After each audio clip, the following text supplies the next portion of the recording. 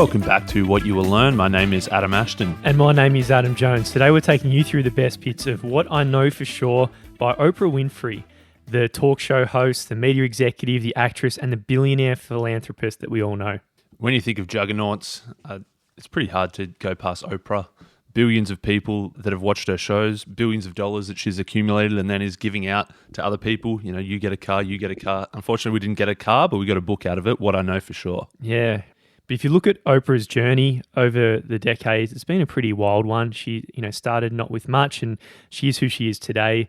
But on the journey, she's obviously had a lot of things she's learnt along the way. And where she gets the inspiration of this book title was one day when she was being interviewed by the Chicago Sun-Times. And the interviewer asked her, "Tell me, what do you know for sure, Oprah?" It was a question that was totally unexpected at the time. She was used to all the normal, quote unquote, the normal questions that she got every interview. But this one really caught her off guard. And she had a pretty dodgy crack at a weak answer. In fact, she says it wasn't really an answer in the end. But even just that question prompted her to be thinking about this question ever since. Ever since she's been asking herself, what do I know for sure? So she's been searching through her soul, sitting up late, waking up early, trying to figure out the answer to all these questions, all the fundamental things that matter to everyone's life. Things like joy, resilience, awe, connection, gratitude, and possibility. And what she discovered over 14 years of writing about this subject is that when you really know something for sure, you really, really know something without a shadow of a doubt, it just stands the test of time. So there's a whole bunch of things that Oprah knows for sure, and we're going to share with you some of the biggest, some of those juggers. We're going to talk about awe, we're going to talk about resilience, and we're going to talk about possibility.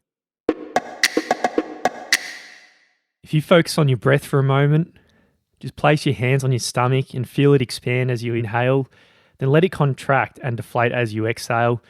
Now this cycle of breath, it happens 720 times an hour, more than 17,000 times a day. And it's doing all this without you even thinking about it. Similar thing with your heart, right? It's going 144,000 times a day at a heart rate of 100 beats per minute. So your body is doing all these things, and it's an absolute biological wonder that your heart is pumping the blood around your body, your lungs are taking in all these oxygen, and sometimes we just take it for granted.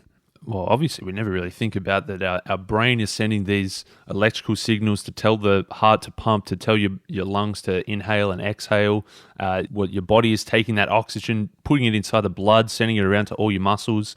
You don't think of that at all. Your body is just this amazing engineering masterpiece, and it's just wild that we're here. Absolutely. You can imagine if your heart just one day just said, "Nah, that'll do it." Yeah, that's it. You probably never thanked your heart and said, "Keep going, brother. Just keep going." But one day it just stops, and then that's it. That's done. Yeah, that's when you're done.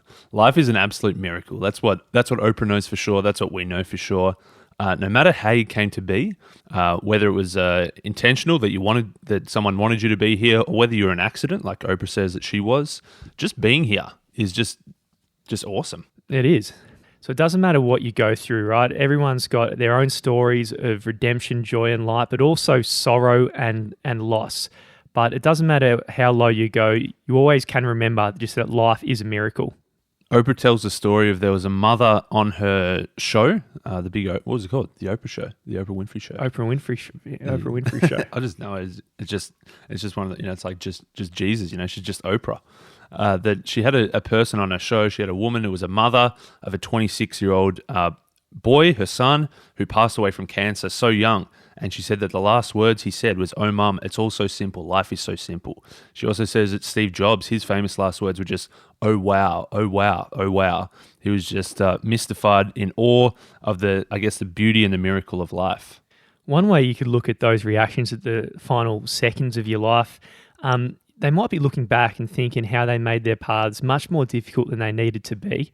We struggle with and resist a lot of the things that entangle us in life, and we're in such constant chaos and frustration, when in reality, it could have just been so simple all along.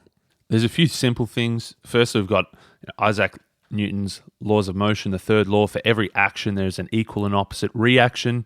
He said that a couple of hundred years ago, but then a couple of thousand years ago, we had the golden rule written down: do unto others as you would have them do unto you. It's like it is quite simple. That's the only way you need to be. That's the only way you need to think. For Oprah, that's the golden rule, and that's how she acts, is that if you just boiled down life to that one simple thing: treat others well so you can be treated well as well. We can probably remove some of that chaos and frustration and all the busyness and the stress that we get tangled up in, and just realize actually it's kind of simple. So Oprah, if you've seen her show, she's a spiritual person, and she takes that Newton's law to a level beyond to other people, and that's just to do with the universe, right? Like, we need to align our energy with the source of all energies and keep our frequency tuned into the energy of love. And if that's your life's work, then mystery solved, mate. Are you always tuned into the energy of love? I think if you get tuned into the energy of love, then life's very simple. Is it? I don't really know what it means, but if you just tune in, tune in, mate. If you adjust Just your a radio. frequency and your vibration to the energies, then that's all you need to do. Mate, if anyone knows how to just change that dial, we're all ears. But I reckon, Well, there's one way to do it. One way to do it is a little bit of gratitude. that's right. That's exactly right. A little bit of gratitude. Oprah says it. Gratitude is something that can help you adjust that frequency. For her, she kept a gratitude diary every single day from pretty much, from her teenage years through to 1996, where every day she'd write down things that she was grateful for. But then life got busy. Obviously, Oprah got very busy. Her schedule was overwhelmed. The habit of writing that gratitude diary started slipping away. But then a few decades later, she stumbled upon her gratitude diary and started flicking through it and wondering why she'd stopped doing it all this time. Yeah, and she realised since 1996 when she stopped, she'd got loaded with cash, right? The Winfrey show just blew up. She had been given all sorts of opportunities, responsibilities, possessions. She had loads of shit going on and grown exponentially. Everything has been going through the roof except her happiness. And she was wondering how the hell has she had all these options, opportunities, cash in the bank, but found herself less happy. And what she realised is she was stretched in so many directions and wasn't feeling much of anything. And she was just too busy doing. Yeah, she was so busy doing that she was never actually being.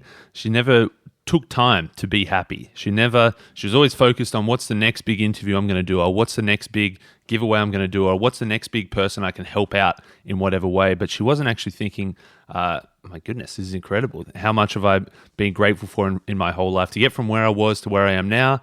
And she realized that since she'd stopped doing that daily habit of writing down the things she was grateful for, she wasn't really grateful for anything anymore. So the big difference is when she's the happiest she can be in tuning into the radio frequency pocket dial of the universe, she had made gratitude her daily priority. So she went through the day looking for things to be grateful for, and all of a sudden these moments would show up. And, sometimes we get so focused on the difficulty of the climb, we just keep going, that we lose sight of being grateful for just simply having a mountain to climb in the first place. Yeah, sometimes if you're too busy looking up to the top of the mountain and going step by step, trying to get over those boulders, you never take a quick stop to have a breath, have a look around, look at the view, look at how high you've climbed, look at how grateful you've been for whoever helped you up that journey. So for Oprah, she realized that she's got to get back to this daily habit of being grateful. There was a list of stuff in the book that she was grateful for, and it was a long list. There's a few repeated things. Like she was grateful for growing her own vegetables. She was grateful for cooking her own vegetables. She was grateful for eating her own vegetables. But just like looking for those little things to be grateful for, you're going to see more and more things to be grateful for, and you're going to improve your overall energy. Mate, it's interesting seeing a billionaire's gratitude journal. You'd think it'd be, I'm grateful for the jet plane flying through and just jump into the Lambo and just having everyone just sucking off me sort of thing. Sucking up to me. You know what I was trying to get at. But there's all those simple things that, anybody can really be grateful for. And most certainly, being grateful all the time, of course, it isn't easy. But often the times where we don't feel like being grateful is the times where gratitude will have the biggest change on you. Just taking a little bit of perspective, putting yourself back into that situation of feeling grateful, that's the quickest way to shift yourself from a negative, downward sort of an energy to a positive energy. Get back in tune with the universe, get your frequency vibrating in the right direction. And just by using a little bit of gratitude, we can put ourselves back in the right direction. No matter who you are or where you come from, we all have our own journey. For Oprah, her journey began in 1953 in Mississippi, where she was conceived out of wedlock. There was a little frisky union of two people one day that wasn't at all romantic, and it brought about an unwanted pregnancy.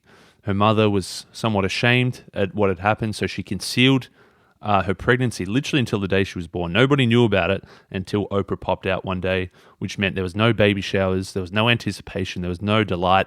When little tiny baby Oprah popped out, she didn't see excitement and smiling faces of the expectant friends.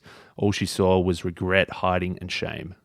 She lived at her grandparents' house with her grandmother and grandfather, who were pretty just boring. They were just senile, right? And she was the only kid for miles around hanging out with her grandparents. And looking back, she's a little bit sad that the people closest in the family just didn't see or realize what a sweet-spirited girl that she was back then. And it's a pretty heartbreaking childhood if you just, look at that whole story there. Like Oprah, you too might have experienced things in your upbringing that made you feel unworthy. But Oprah says that she knows for sure that healing the wounds of the past is one of the biggest and most worthwhile challenges of life. It's important to go back to know when and how you were programmed, because by knowing when you were programmed and how you were programmed, you can actually change that program. And of course, that's nobody's responsibility except for you. It's she says one of the irrefutable laws of the universe that we are all each responsible for our own lives. It's a bit of a paradox, isn't it? I think a lot of the most successful people in the world that we've been lucky enough to read about, a lot of them have had such painful upbringings and probably got every excuse to be a victim for how they've grown up. But all of them somehow managed to find a way just to take responsibility for their own lives and find power and meaning through all that suffering. She says, if you're holding anyone else accountable for your happiness, then you're just wasting your time. You must be fearless enough to give yourself the love that you didn't receive. A good starting point is just to begin by noticing how every day brings a new opportunity for your growth. Yeah, there's a lot of shit that buried deep down. You might have these demons that just pop up in weird ways, like, you bury disappointments with your mother. It might just show up with arguments with your spouse, or your unconscious feelings of unworthiness appear in everything you do and don't do. So, our past experiences and our demons are really running the programs of how we're living in the present, and they're going to dictate your future if you're not careful. Absolutely. We need to pay attention to all of these things and actually start making choices. Don't make choices based on your conditioning from the past, but make choices about what sort of road that you want to pave for yourself in the future to keep moving on. When we're facing the world full on, every single challenge we face up to has the power to just knock us out, knock us to our knees. But what's more of an issue than being knocked to your knees is the fear that you won't be able to withstand the knocks that life's going to throw at you. Yeah, it's quite often not the thing itself that can knock us down, but just the fear that can knock us down. Just the anticipation, the stress, the panic, thinking that things can go wrong. That's probably the thing that's going to stuff us up the most. Often if the ground is shifting beneath us, we panic, but instead we just need to shift our stance. We need to regain our balance to be able to ride out those tremors. Yeah, when those hits come, just cop it. I think she's saying, just don't fear it. Just walk through and cop it. Life's going to throw it at you. And when you get pushed, you just adjust your footing to whatever life pushes against you. So we can stop stressing about the past or fearing what might happen in the future, and we can just bring ourselves back to the present. Because if we're living in the here and now, we're going to be better equipped to handle whatever shake-up life brings. For years, Oprah was hiding this secret that almost nobody knew about. From the age of 10 to the age of 14, she was sexually abused by a family member. And from there, when she was 14, she was quite promiscuous because she figured that's how you were meant to operate in the world. And she became pregnant at the age of 14. She was so ashamed that this had happened. She hid the pregnancy until her doctor noticed one day. She stopped going to school, and eventually she gave birth in 1968 when she was 15. And she had this baby, but unfortunately the baby died in hospital a few weeks later. She went back to school. She told nobody what had happened. She was so scared that if anybody found out, she'd be expelled from school. She'd be shunned from her social circles. Nobody would want to talk to this girl who fell pregnant at 14. So she hid this the whole time for a very long time from the public, and she's very successful. So, some from the family, they probably had a deal behind closed doors, made $1 million or something, and broke the story to the tabloids and betrayed Oprah completely. She was thinking, how the hell could this person, my family member, do that? And, one day she rocked up to work on a Monday morning and the news broke and it was everywhere along the tabloids. So she was beaten and scared. And she had this unconscious program playing her whole life that when people find out about this, people will be pointing her finger at her and saying, "Pregnant at 14, you wicked, wicked loser." Turned out that nobody actually said a thing. The people that she was friends with didn't judge her. They didn't cut her out of her life. Strangers on the street, they didn't point and laugh. Nobody actually treated her differently whatsoever. For decades, she'd been hiding this deep down, expecting the worst possible reaction to come. And while she did feel betrayed that this had happened, she actually realized that, hey, there's nothing that can really take me down anymore. Every difficult moment like these ones has a silver lining, and she soon realized that having this secret out that she's been hanging on to for so long was really liberating, and she could now begin to start repairing the damage that was done to her spirit when she was a 14-year-old girl. All of those years up until that point, she'd put all the blame on herself, and she was just carrying all of this shame, and it was a huge burden on her life. So, when you got nothing to be ashamed of, when you know who you are and what you stand for, you can really just stand in wisdom and power. Whenever Oprah is faced with a massive difficulty, she asks, "What would I do if I wasn't afraid of making a mistake, feeling rejected, looking foolish, or being alone?" If you can remove that fear, the fear of making a mistake, the fear of being rejected, the fear of being alone, the answer that you're searching for often comes into quite obvious focus. If you're removing the stresses of the past, removing the anxieties of the future, and you're just in the present, the answer quite often comes to you. Whenever you remove these fears and you see those hurdles and you plow forward anyway, you become open to learn from all sorts of challenges. And this openness to learning and growth is the difference between succeeding and getting stuck in failure.